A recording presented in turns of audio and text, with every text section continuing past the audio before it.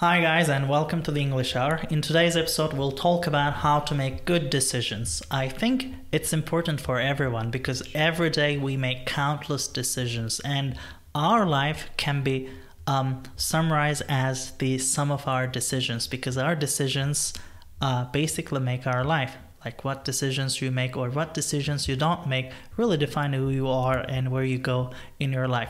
So we'll basically share the criteria that we think matters in decision making, and we'll talk about our examples and our viewpoints, and hopefully we'll learn from each other. So Canberk, before we started recording this episode, Canberk started listing his criteria and they were really good, and let's hear them. Okay, hi guys. Well, before I begin explaining the criteria, I think it is important to come to one particularly significant realization. Decision-making permeates our entire life. We make decisions even when we don't realize we're making them. Because decision-making doesn't have to be this very deliberative, very purposeful project. It's not really a project. Even just like I have a seat right next to me right now on the left-hand side. I chose to sit here. I could have chosen to sit there. And it's just a matter of swapping the two seats. I could just put it away and then take it with me. And this is a decision. This is a decision that I purposely made, but I didn't realize it was a decision until I thought about it. So that's the first thing. And also realizing that decision-making consumes a lot of energy.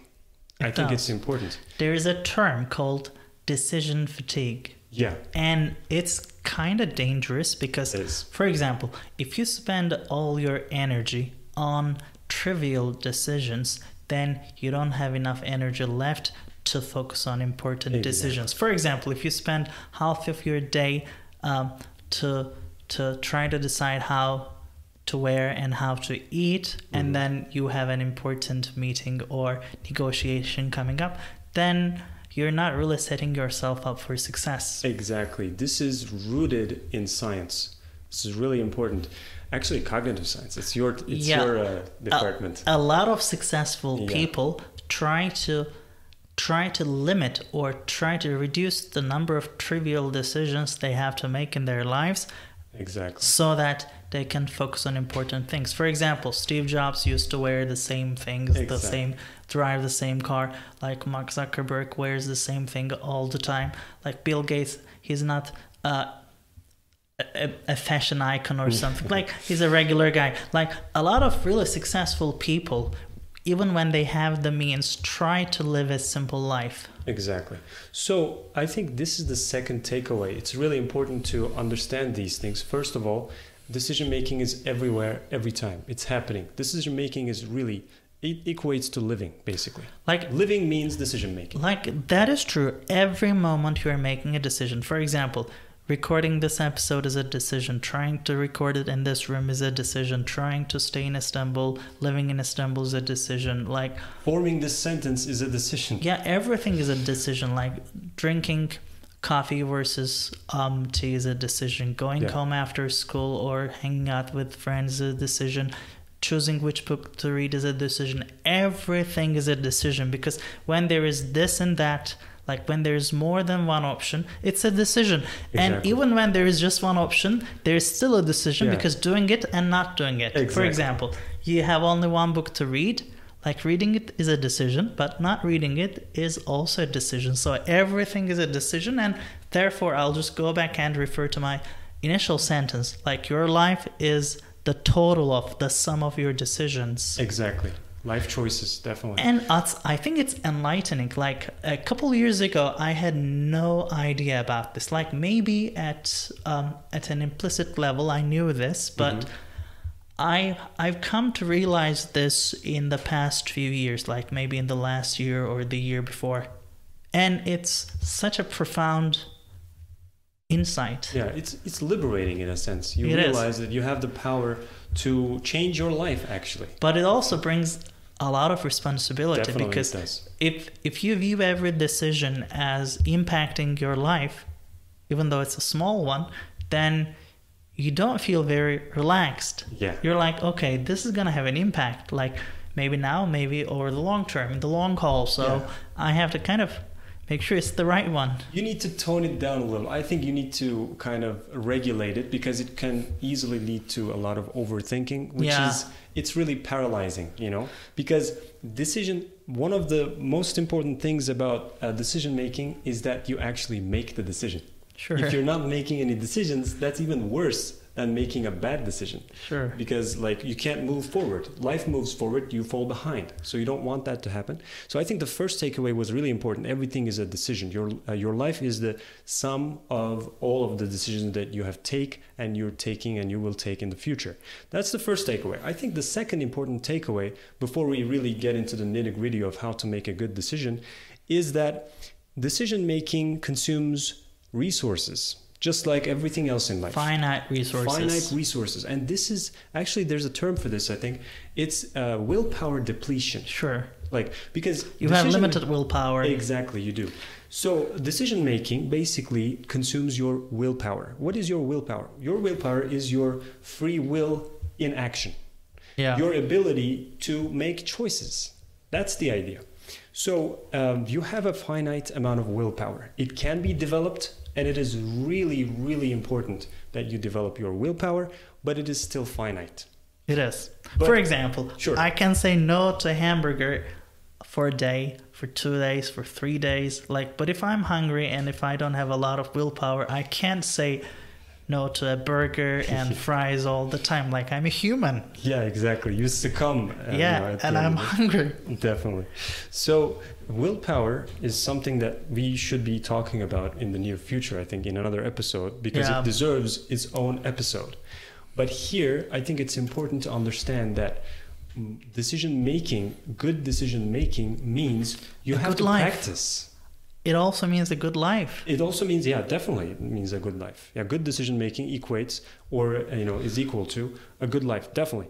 But if you want to make good decisions, just know that you're going to have to draw on some finite resources that can easily be depleted, that can easily go away. So you have to understand what willpower means. You have to kind of maybe read up on it a little bit, maybe do some research, and then understand. Or if you're feeling lazy, wait for us to tackle it. Yeah, definitely. That's another way to do it. But then that puts pressure on us to sort of accelerate things a little bit. Yeah, it does. But at the end of the day, you have to realize that if you don't, then you're going to come to a time, maybe you have to make an important decision, but you haven't taken into account your depleted willpower. You don't know what to do. You can't make decisions because you don't have the energy to do so. That's why superstars, I don't mean like fashion superstars, like business superstars, as I said, they try to minimize the amount of trivial decisions, and they try to make their important decisions when they have enough willpower, when they have enough mental capacity. For example, if you have important decisions to make, I think it matters to make them early in the morning or sometime when you're feeling energized and rested, because your brain, it runs on rest and proper nutrition. You need rest, relaxation, and proper nutrition. When you give those two resources to your brain, then it can handle what you throw at it better. Yeah, and also a little tip, the brain, physically or physiologically speaking, mostly runs on sugar. And it's very interesting. I read a great book on willpower, and all of these, I need to read it again. It's a book that you need to read every 2 weeks or a month or something. It's that high quality, and the information is that relevant all the time.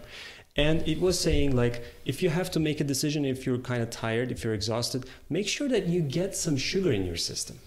It could be some very basic snack or something that you can get from a teller machine. I can definitely attest to the validity of this idea, because sometimes I have classes in the afternoon, maybe around 4 to 5 p.m. And sometimes I feel kind of depleted. Physically I'm okay. Yeah. I can walk, I can talk, but mentally I feel kind of worn out, because if I had previous classes, if I was working on a very tough project or something, that takes a lot of energy, and I feel kind of depleted. And in those times, getting a fruit bar, like getting a bar of chocolate or something, it really helps. Yeah, I totally. It's not a constant source of energy, but it helped me at least to get through those 2 or 3 hours. Exactly, and that could be crucial. In the case of a very good decision that needs to be made, 2 or 3 hours is a lot of time. Some decisions have to be made, some very, very crucial decisions have to be made within 5 minutes sometimes. So basically these were the 2 takeaways that I wanted to mention before we dial into the actual criteria. And that's what I have in mind when it comes to making a good decision. You can think about it maybe in linear terms. This is almost like from A to B. That's the idea. So first of all, you need to understand that you have options, right? You have multiple options. And you need to understand that your options may not be the ones that you perceive right now. So you need to understand your options quite well. I think that's really important. What do you think about this? Sure, but I think even before talking about options, I think what matters is to understand the context. Because I was listening to a video on decision making, and one of the examples was buying a used car, like a dealer and you as a customer. The dealer knows a lot more about the car, like whether it's gonna fail, like the mileage and everything. Asymmetry of information. Yeah, that's called the asymmetry of information. So he has a lot more knowledge than you do, and therefore that dealer can really trick you.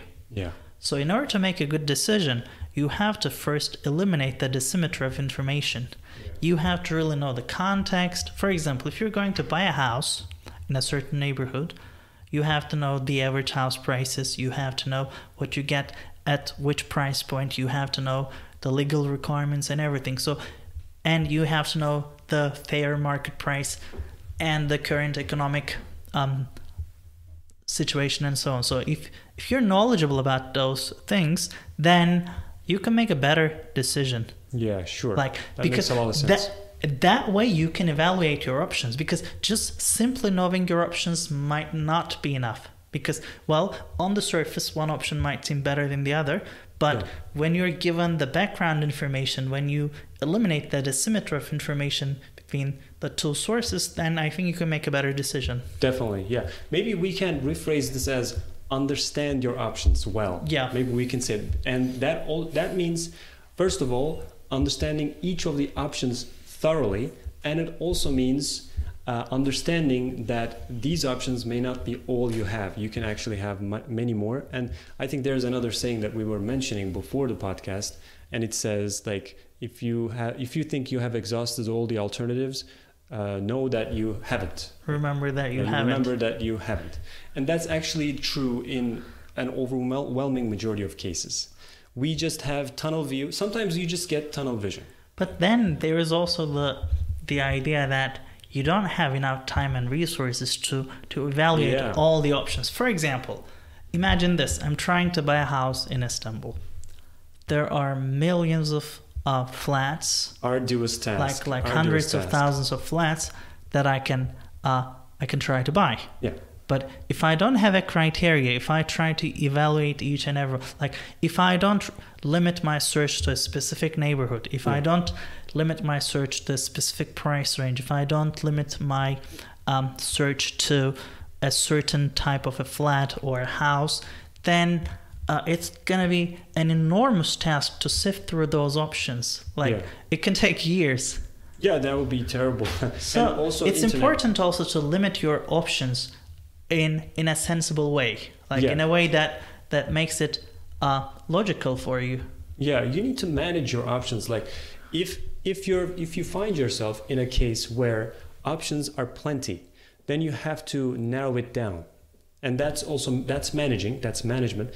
And if you find yourself in a situation where options are very limited, then you can also manage the situation, manage your options by expanding your view a little bit and maybe thinking outside the box a little bit and seeing that you actually have there are some edge cases where you do have another alternative or two, and that can actually be a game changer for you. Sure. You can realize, okay, well, things are all right now. Like I don't have to think so hard about this. So understanding your options and managing your options well, I think there are, very good criteria there, right? And then you continue with, like, making decisions does not have to be, and in most cases should not be a single-handed thing, like action. Like, you don't have to do it alone, and you probably shouldn't be doing it alone. Consulting people is very important, but there is a huge but.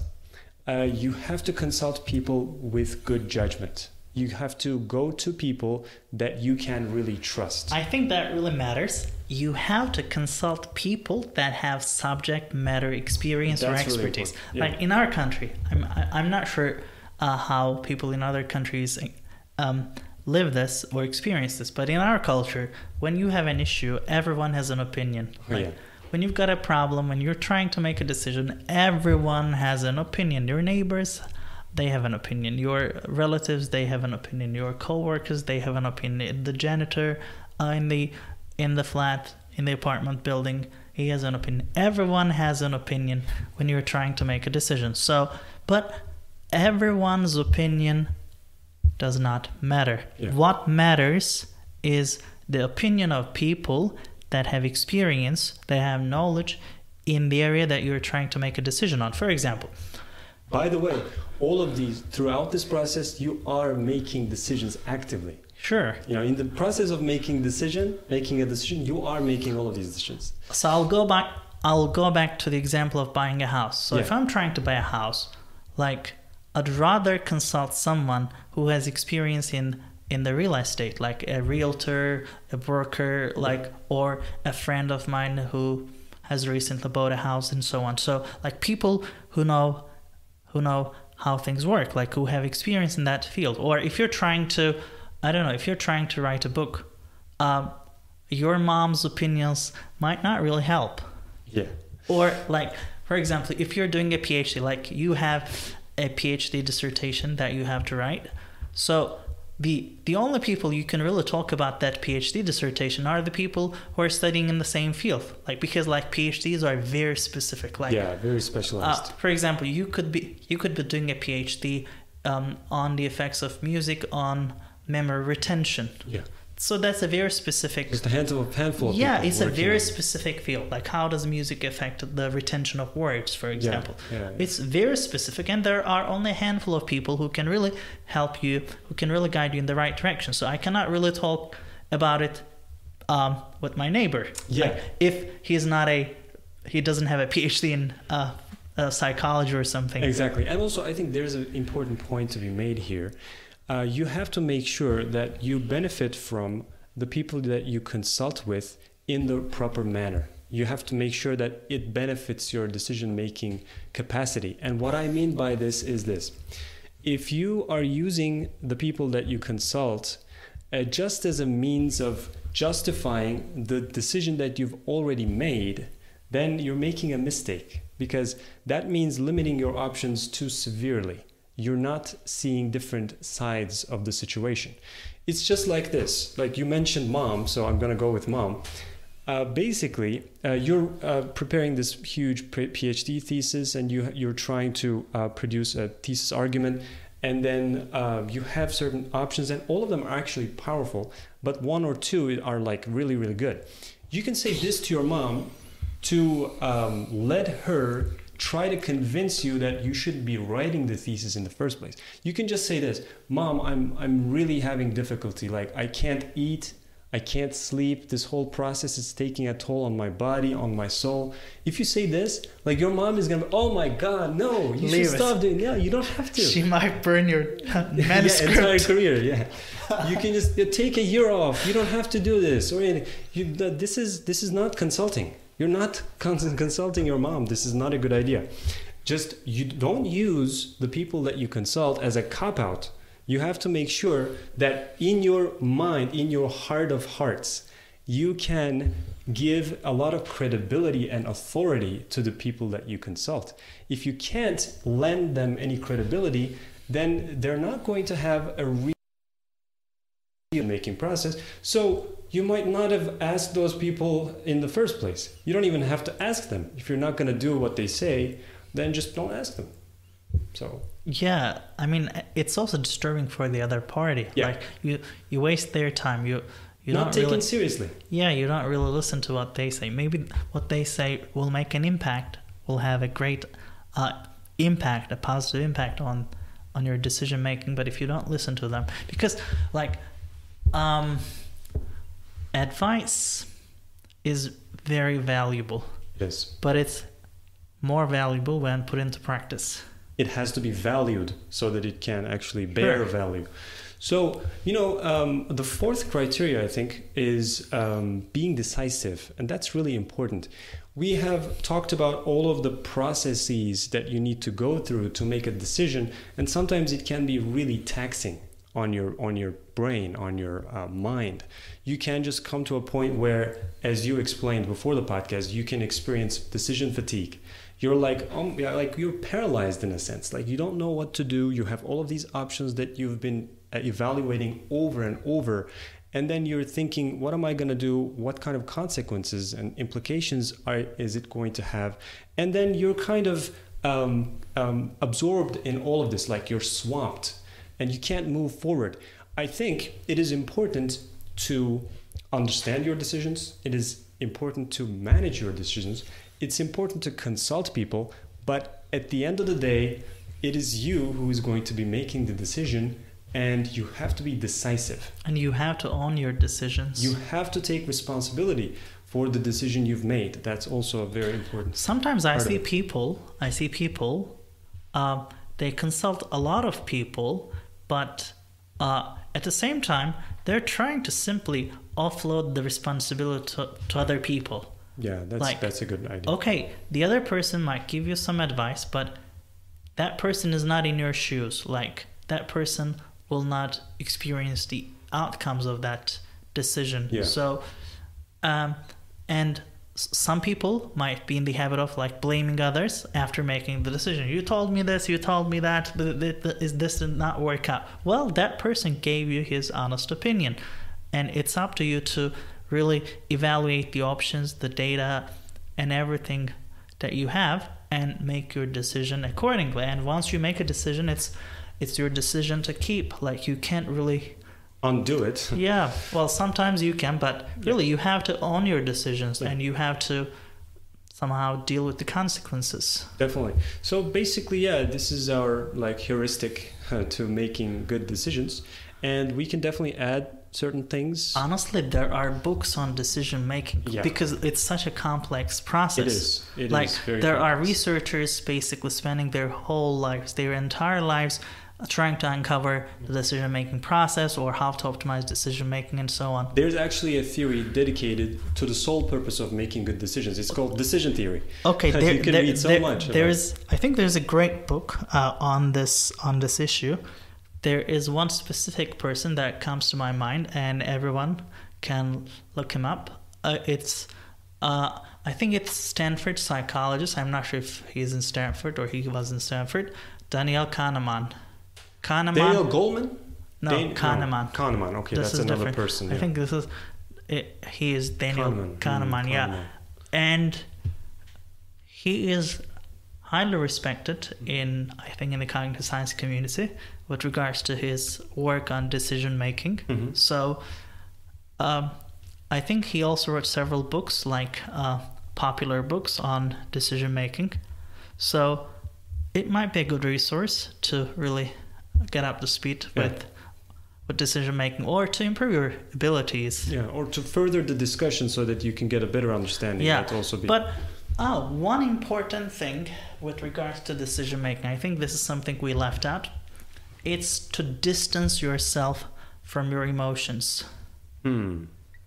Because it's very complicated. Sometimes it pays off to pay attention to your emotions, and sometimes it can be detrimental. Yeah. So sometimes there is this gut feeling. Sometimes, and it's interesting because sometimes people make decisions based on their gut feelings. Yeah. And in the past, people thought like, well, this is baseless, like making decisions on your gut feeling. It's not really reliable and so on, because like it's not logical or something. Yeah, they didn't know how decision making worked. But some researchers suggest that in fact our gut feelings are hidden heuristics. Like our brain, our subconscious might have certain criteria that really helps us make a decision faster and better, but we're not fully aware of that criteria, those criteria. So your gut feeling is not really making decisions based on thin air. It has some data, but you're not fully aware of it. So your gut feeling can really help you make quick and reliable decisions. So that's one thing. But sometimes you need to really distance yourself from the problem, from the issue at hand. So you need to take a third-person perspective to make a better decision. Because when you're in a decision-making process and when you are part of the environment, then you don't really separate yourself from the environment. You don't really have a very objective mindset. You don't really approach the problem or the issue rationally. You might think that you are, but in fact you're not, because you're simply a player in that environment. So trying to distance yourself from the problem, from the issue, trying to approach the issue from a third person's perspective, like trying to list the pros and cons of both options that you have, might really help. Yeah, that is great advice, I think, especially in cases where you are bombarded with a lot of stimuli. Like as the decision maker, sometimes you find yourself having the time and opportunity to really ponder upon something, to really take your time. And I think that's important. And taking your time is actually another criterion that we can talk about when making decisions. You have to be approaching it with presence of mind. You have to make sure that you are really aware. Your consciousness is open and ready to take in the information that's coming that you can use to make your decision. But sometimes there's just so much stimuli coming your way. There's so much pressure coming your way, and those things can actually impinge upon your ability to make a good decision. So maybe if you can extract yourself and kind of come out of that context, at least maybe like for a brief moment, just like a mental exercise, because you're not really coming out of that context. I mean, reality bears upon you. You're not going anywhere, but you can just take a step kind of sideways. And then you can just look at yourself, look at the environment, look at the issue at hand, and you can realize, okay, well, in the grand scheme of things, in the way the world works, this could be a very good way to go about this. And that information, that decision that you've just taken, or maybe that view that you've just taken, could be radically different from what you would do if you just stayed in your shoes. So I think I have a final bonus tip for our listeners. I would say try to be more conscious about your decisions and think about the impact of those decisions. For example, as we said at the very beginning, throughout our life, we're making decisions without knowing it, like deciding what to wear, deciding what to eat, deciding where to go, like deciding which book to read. Like everything is basically a decision. So, for example, for a single day or for a couple of days, try to understand each and every decision you make and why you make decisions, or if you can change those decisions to better serve you, to help you reach your goals. So think about your decisions, think about how you live your life, and think about how you can improve it, how you can change it, and how those decisions impact you in the short term and in the long term. Yeah, I'm going to add a very small thing to this, and it's exactly in the same vein. Consider decision making as a skill, because it really is a skill, and you have long years ahead of you, hopefully for all of us, and you're going to be making a ton of decisions. So you can always get better at this. And I think Hussein's approach is really going to help you get better at this. Like, think about the decisions that you've made so that you can understand them better, so that next time you find yourself in a decision-making position, you can do a better job of it. Yeah. Because it's a skill. Sure. It's a skill and it can be developed. Can be developed. If you have a positive mindset. Yeah. And I guess you should have a positive mindset, guys. Because being a pessimist never helps. Yeah. So if you're a pessimist, try changing things a little bit. That's a decision. Yeah, that's a decision. Yeah. It's not a personality trait. You can change it. You can change it, definitely. You can be a different person. Like, sure. You can approach things differently. There's a very nice quotation from Jim Rohn. I think it goes like this. If you don't like how things are or where you are, change where you are. You're not a tree. Oh yeah, you're not a tree. I like that one. Yeah, I love it. I sometimes feel like Jim Rohn. Yeah. Jim Rohn has said most of the things that can be said about life. That's true. It's like I'm loving the quotes. Sometimes like Mozart is like thought of or like talked about as being a composer that composed most of the music that can be composed in his like genre and style. And I think Jim Rohn is like the Mozart of like kind of aphorisms. Yeah, I can really relate to the things he says because you're not a tree. You can change where you are or who you are. A tree cannot change its color or shape, but you can. Yeah. Well, guys, that's basically it, and we'll see you in the next episode, and bye for now. And as usual, we'd love to hear your comments and your examples, your approaches, so feel free to share them in the comments section. All right, bye. Bye.